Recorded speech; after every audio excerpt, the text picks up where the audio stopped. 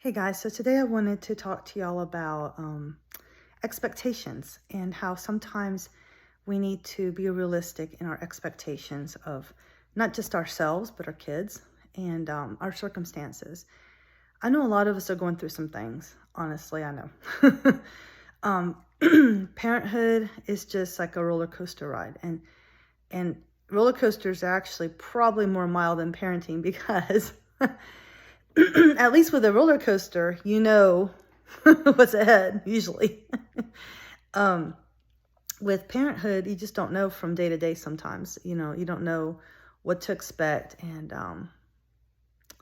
you don't know what's the best solution, to whatever is happening to your and but anyway, I was just thinking about how, we do have dreams for our children and we hope for the best for them, right?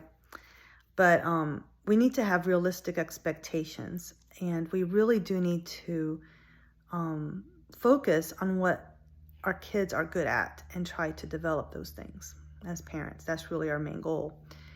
But, it's only human nature to compare ourselves, our parenting, and our children to others.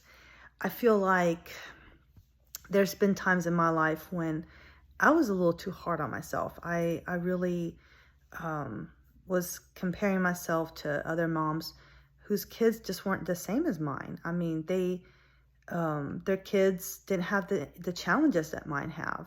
Now, all parents don't have perfect kids. I know that. I'm aware of that. I'm aware that all kids come with their challenges, but we are exceptional parents. We know that for us, our load can be a lot harder, a lot, tougher than the norm.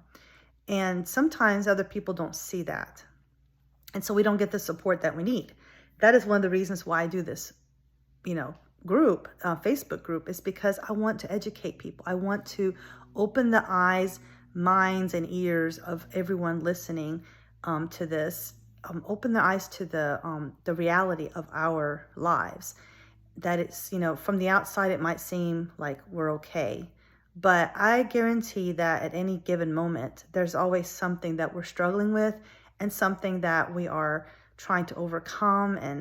And just we need support more than anything, instead of criticism, instead of judgment, instead of, trying to give the unsolicited advice, that kind of thing.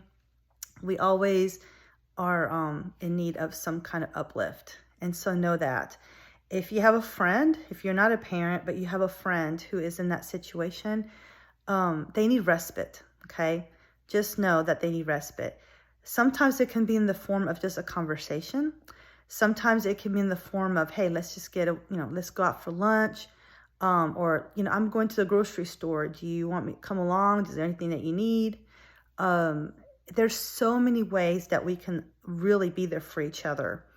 And so I wanted to challenge you, if you haven't already done so, to do that for someone else this week.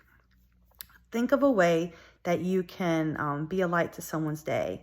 Maybe you can write a little letter or a note or a card just saying, I love you and you're awesome and I just want you to know that, or anything. It doesn't matter. As much as we get in the mail, it's so refreshing to get something that is just unsolicited as well as unexpected, because it's just, we live in a day and time when people don't have the time and they don't have the motivation to sit down and write a letter or a note or a card.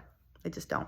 They would much rather just send a text, which is fine. I'm not saying anything against that, but I'm just saying that if you want an idea of something that you can do for someone, definitely send them a letter or a card in the mail. I do that periodically. I pray about it and think of who can I, send a little sunshine to, and I do that. And it's so fun. It's fun to do that, and half the time, more than half the time, I never hear back, and people don't really tell me, hey, I got your letter. But once in a while they do, and I know that everyone appreciates it, even if they don't ever say anything about it. But anyway, those are just my thoughts today. So I'm getting ready to go to church. As always, good luck on your journey, and I'll talk to y'all soon. Bye.